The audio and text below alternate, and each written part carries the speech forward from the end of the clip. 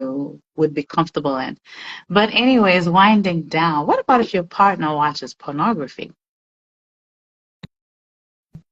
Hey now. What about if now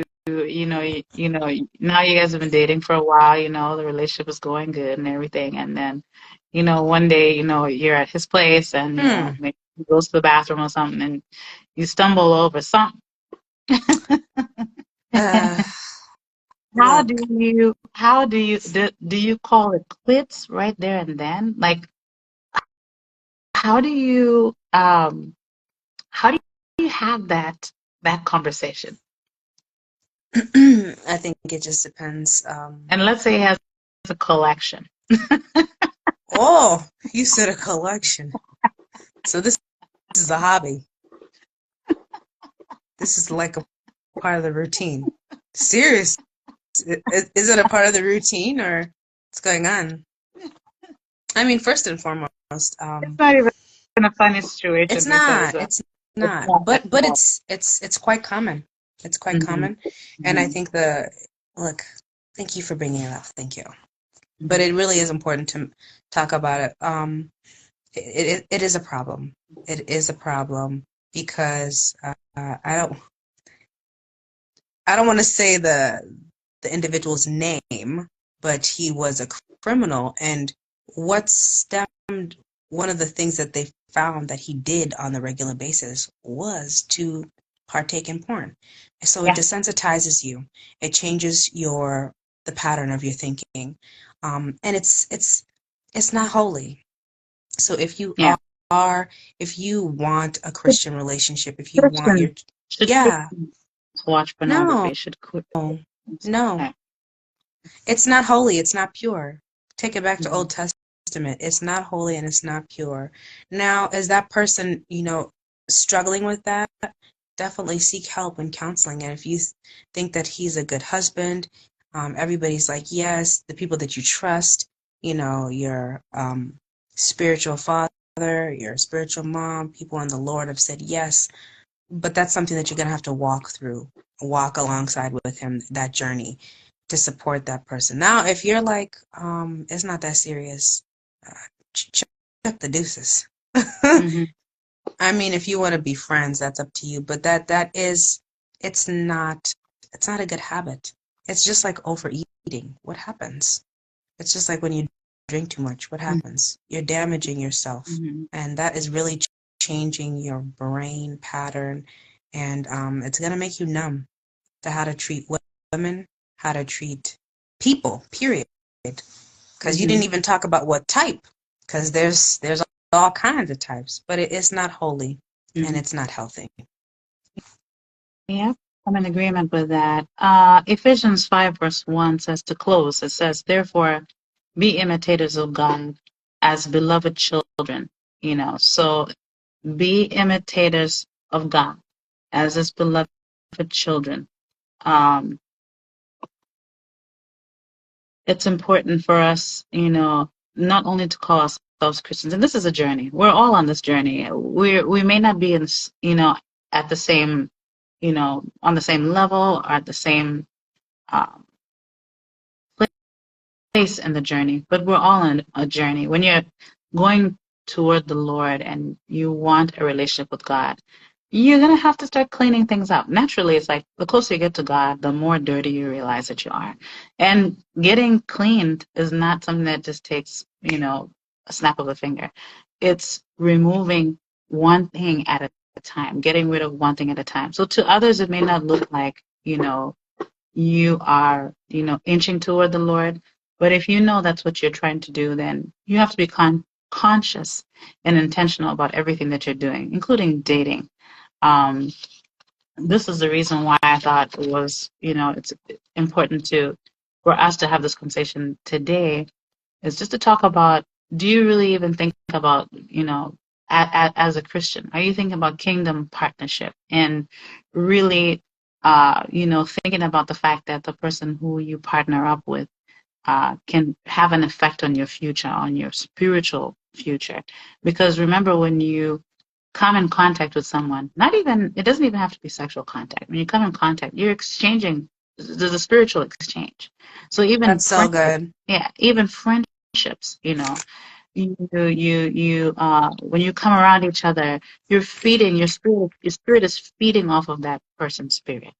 And I think it's very important for us to take God everywhere we go, not just to some places. And there are a lot of people, guys who are, and I'm guilty of that too, by the way. Clubbing, guilty. It's still something that, no, I mean, you, I, you got to put it out there. You got to put, because you have to be what you want. Mm. You can't desire something and say, I want, this and that and the other, and you still are, the opposite. Even a man should say, I desire you to be this and that and the other, and you should be able to meet his expectations. So I would say for me, that was one of my biggies, is going out. And I think it's almost like as a Christian, you have to walk in the light. The truth of the matter, you have to walk in the light. Surrender whatever it is to the Lord, and He'll help you work on it slowly but surely. So, if you're a Christian and you know that you're not living right, get it together. Get it together. Get it together. Get it together. If you're a Christian and um, you're drinking, you're drinking alcohol. People drink alcohol for different reasons, so I can't say stop drinking. But in your conscience, in your spirit, you know, does that sit well with the Lord? That's something that we have to, at the end of the day, we have to face the Lord.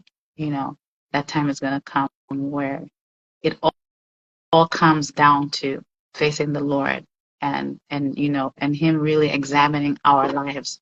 So, as whatever you do in your life, when you call yourself a Christian, you have to have a standard. And so that includes dating too. Dating is not, you're not exempt. So, that's the reason why I went in circles with that, but that's the reason why I wanted to talk about this. Is that that's the reason why I wanted to talk about I look. I almost joined you on that merry-go-round, and I was like, no, no, no, no, no, no. We're gonna be here for another 30 minutes. But I do want to share this though.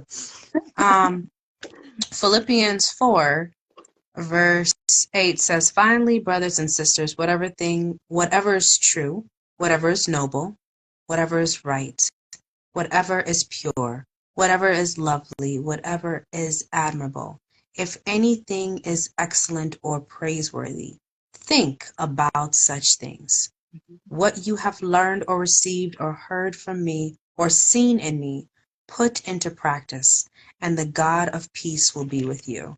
So right there's a standard for us. Um, and I think that, if you are struggling with pornography, like honestly, the first step is to admit that you're struggling and to seek help and get into the Word. And people say, "Oh, seriously, this Bible, it's good medicine. It's good medicine." And when you actually get into the Word, you're like, wow, it is true. It is sharper than a two-edged sword. It is living. and Because by the every way, season, yes, no, go as ahead. you Go ahead. Sorry about that. as you raise your brow, Mm. every season, the same verse can mean it'll hit different. So I think that surround yourself around believers and people that actually genuinely love and care for you, and they will help set the standard. And it's not their standard, it's God's standard, because it's not my truth or your truth, it's the truth. The truth. So let's follow that standard. And when we do and we submit, I mean, everything will be better. It really will. Relationships, because honestly, relationships, if you if you're in a relationship with him, like all other relationships are going to get better, because it has to. It's just going to pour out in everything else.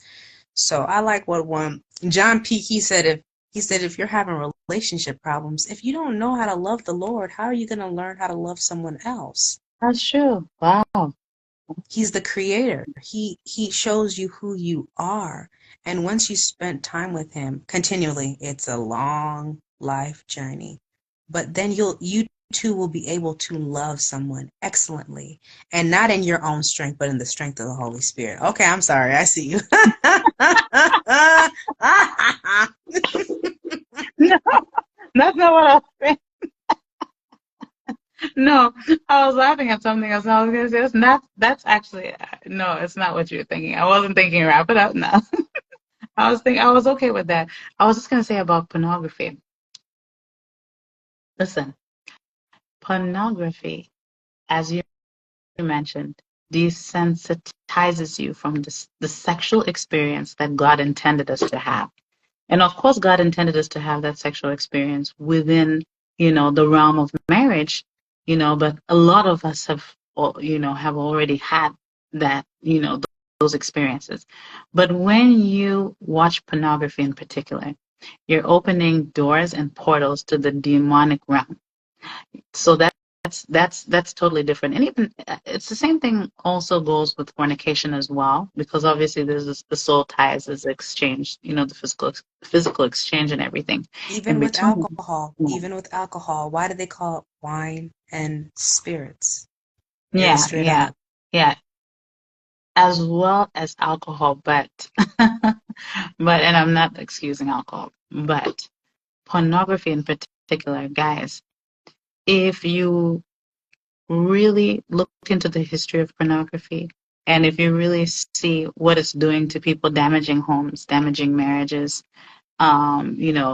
making individuals commit suicide, kind of making people doubt their sexuality or even delve into, different things and uh, different, sexual engagements, orgies and all that. Even the Bible talks about orgies. All that starts with pornography. So don't play with it. Don't play with it. Christian or not, do not play with it. If you can get a handle on it, don't play with it. If you're addicted, then seek help. Prayer, deliverance, and all those things in between. But if you can get a handle on it, then do not play because that is the devil's playground. I just want to close out